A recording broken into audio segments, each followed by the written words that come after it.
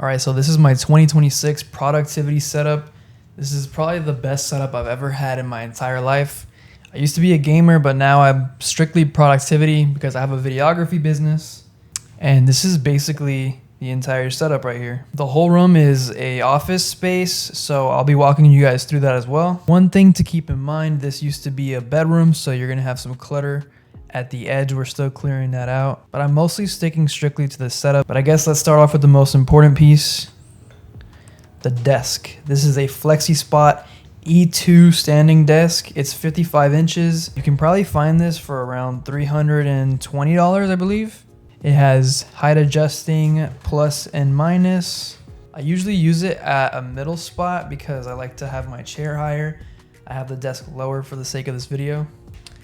And I have a really long mouse pad just so my mouse never leaves the mouse pad. And I have an Anne Pro 2 with some custom keycaps on top. They're black and white. I kind of like the vibe and the aesthetic of the colors. With a corded USB-C cable that goes to the back of my monitor, which I'll explain more later. But yeah, I like this mouse pad. It has some good friction on it, so it's not just too slippery or too slow either. I think is a perfect middle spot. I do want to get a new mouse pad soon. I just don't know which one to get. That being said, I do use an Apple mouse, which is an interesting mouse. Pretty controversial to say the least. It does have a crack on it, and I don't know how that happened because it's been on my desk like forever, so I'm pretty confused about that. It hasn't affected any of the performance though. I guess it's just internal. I don't even feel it. I actually do feel it a little bit. But yeah, this doesn't really affect any of the performance of the mouse. Now, coming up here, I do have this desk shelf from Vernal. It is, I think, 44 inches actually, because it's pretty close to the size of the desk, which I may have been better off with a smaller one, but I kind of like how it takes up almost the majority of the desk, and I can kind of hide something here on the edges. I just got this desk shelf, I believe 2 days ago. The reason why is because I always have stuff at the tip of my desk, and I don't like how it shows so much. And I kind of wanted the monitor to kind of hover over something. So I think this actually kind of helps with the cable management and just like tucking things away that I'm not using at the moment. So that being said, let's move to stuff under the desk shelf. But before that, let's talk a little bit about my cameras. This is a Sony a7 IV with a Tamron 28-75. This is probably like the ultimate light videography and photography setup. This is an amazing YouTube camera, photo camera, video camera, super capable. I absolutely love this camera. Sometimes I feel like I regret buying it just because I already have an FX30, which is what I'm recording this video on, and an FX3. But I still use this from time to time as a backup video camera or a photo camera. I just don't take many photos nowadays. Now, moving on to my FX3. I just got this FX3 about a month or two ago. And yeah, it's been actually really, really nice. I love the low light capabilities, the 4K 120. I haven't used it yet, but I do use the 4K 60 from time to time.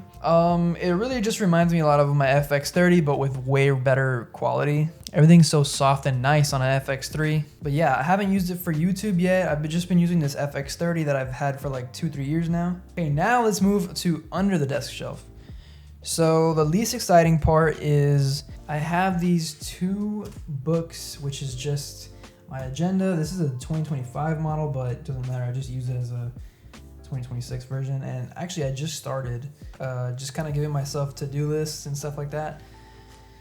And then this is a kind of just like a journal that I can write down all my ideas that I have for YouTube videos or just notes on how to master my mind and stuff. My handwriting is absolutely atrocious. So yeah, I've been actually using them the last few days. And I think it's just a great way to keep yourself accountable and also just remember what you got to do without getting sidetracked, you know? Now, when we take this out over here, I usually just leave it in there while I control it, but this is a puck that controls my light bar on my monitor. So if I control this and I kind of move it around, it kind of changes the temperature and the brightness, all that, make it a little bit cooler, warmer. So I usually have it on the warmest setting with the brightest light. So yeah, this is pretty cool. I've had this monitor light bar for like 2-3 years now, and I've had no issues with it, honestly. It does what it does. It is a Quntis monitor light bar. I think this is one of the cheapest ones you can get, so it's really solid. So yeah, let's move this to the side for now. This is what powers the entire setup. This is a MacBook Pro with the M1 Pro chip. So this is the one from 2021, I believe. I've had this laptop since I bought it brand new at Best Buy, I think 5 years ago. And I do absolutely everything on it. I edit 4K projects with 60 FPS, intense color grading, effects on it and everything. And I have absolutely zero complaints about this. This is a 14-inch model and it does everything I need it to. Now I just have it sitting under the shelf, but I used to use it, as a dual monitor setup. But yeah, I really only open it and take it out when I'm on the go. I kind of added this adhesive sleeve that is big enough to fit a SanDisk 2TB SSD on it. And with a very short USB-C cable, I just plugged it into the side of the MacBook. And yeah, I leave it like this permanently. So it's basically just built into the laptop at this point. Whenever I turn it on, it instantly reads the fact that I have a SanDisk SSD on it. And yeah, it never has any issues. I put it in my laptop sleeve on my bag and never has any issues with the cable getting bent because I have a 90-degree angle cable. So it's honestly perfect, seamless, and it never causes any issues. It's open and close, everything's perfect. And then when I'm done, just put it right back under the shelf and everything looks nice. Now, if you notice, I don't have any monitor speakers or anything. That's because most of the time I use my AirPod Maxes, but we'll get to this later. But when I'm not using the AirPod Maxes, I'm actually using this JBL speaker. It's a JBL Go 3, and I kind of like the colors on it. I actually got it for a birthday gift not too long ago because I recently turned 22. Yeah, I just plop it up on the desk, play whatever music or YouTube video or video that I'm editing.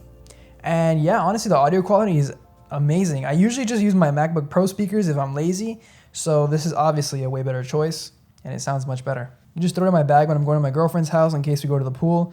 And it's honestly a great choice to listen to music when you're doing something like playing basketball in the pool, just walking around the house. It sounds really nice.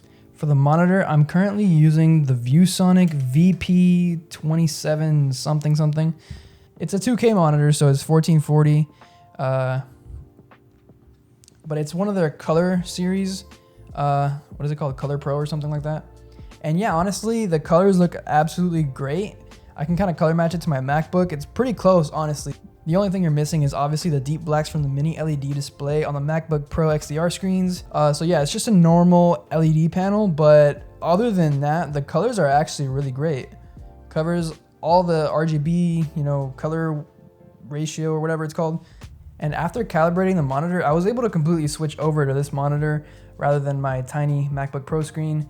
I love editing on the MacBook Pro screen because the colors are absolutely beautiful. The only problem is that it's so small, it makes my eyes really uncomfortable and I get pretty tired while I'm editing, and then I just resort to, laying down using my phone. So I like having a big screen that I can look up at instead of looking down at, so I can focus on being productive and not get tired while I'm doing my work. And yeah, shout out to my girl, she's awesome. But yeah, when I turn this monitor around, I do have the Govee light bars. These are sick. I love to control these on my phone. I could choose any color, but this is a preset that I have saved because I'm kind of going for the warm vibe in here. And I got a monitor arm. I don't really know which monitor arm this is, but it's any one that you can get from Amazon, I'm pretty sure.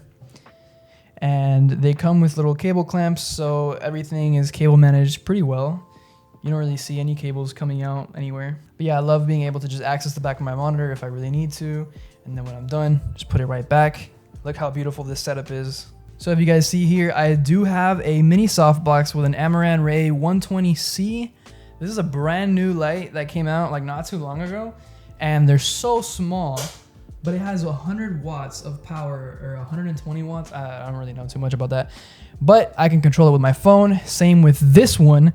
I have an Amaran 60D, so it's actually a less powerful light, but I just use it as my key light because I can't really change the color temperature anyways. Since it's a fixed color temperature, I can't use it as a background light or anything. So if I do need a side light, I could just use the Ray 120C. I'm not going to use any of these lights at 100% anyways, so it doesn't matter if that's even less powerful than this one or whatever, vice versa. Actually, sorry, I forgot. The microphone. This is a really old microphone. I've had this since like 2018, I believe. Or maybe 2020. This is the Blue Yeti with an original pop filter too. I got this thing like so many years ago. I just need something to block the wind, so I don't care how fancy it is. You can see my Blue Yeti's pretty beat right now. But yeah, I have it on this boom arm. It's basically fully adjustable. I can put it wherever I want, lower, higher. So yeah, it's never in the way. I can always, like, when I'm not using it, I can just kind of like tuck it away, and then it's always hiding. Kind of looks funny, but whatever. This is my camera bag, is where I store my laptop, 2 cameras at a time, and a bunch of batteries, lenses, all that stuff. I also have my DJI drone in there, but we're not gonna get into that right now. So let me know what you guys think of this setup. Any improvements you guys have to make, please let me know in the comments. Thank you for watching.